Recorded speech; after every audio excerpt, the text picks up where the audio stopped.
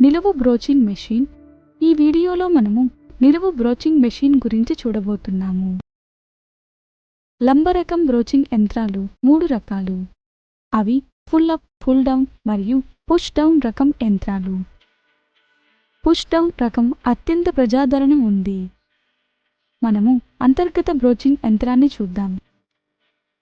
ఇది కలిగి ఉంటుంది ర్యామ్ అనగా తల మోపడం, వర్క్ టేబుల్, ఆపరేటింగ్ లీవర్,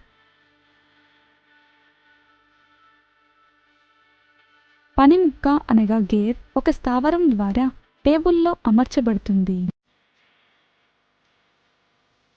బ్రోచ్కు మద్దతు ఇవ్వడానికి మరియు మార్గనిర్దేశం చేయడానికి ఒక దీర్ఘచతురస్రాకార స్లాట్తో ప్రామాణిక బుషింగ్ గైడ్ ఉంది.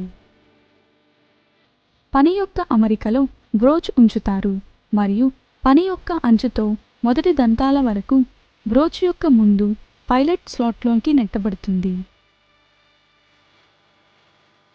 అవసరమైన శక్తిని అనువర్తించడం ద్వారా పని ముక్క బ్రోచ్ చేయడానికి వర్తించబడుతుంది. చిత్తడి విసర్జనను తగ్గించడం చిప్ పారవేయడం యొక్క సమస్యను సులభతరం చేస్తుంది, ఎందుకంటే చిప్ గురుత్వాకర్షణ శక్తి కారణంగా నేరుగా వస్తుంది. అంతేకాకుండా ఈ పద్ధతిలో కత్తిరించే ప్రాంతంలో కత్తిరించే ద్రవం సరఫరా సులభం, అందువల్ల మెరుగైన సరళత మరియు చల్లదనాన్ని అందిస్తుంది. అంతేకాకుండా ఈ పద్ధతిలో కత్తిరించే ప్రాంతంలో కత్తిరించే ద్రవం సరఫరా సులభం, అందువల్ల మెరుగైన సరళత మరియు చల్లదనాన్ని అందిస్తుంది. ఒక సాధారణ ప్రయోజనం ప్రెస్లో కూడా బ్రోచింగ్ యొక్క ముడి రూపం సాధ్యమవుతుంది.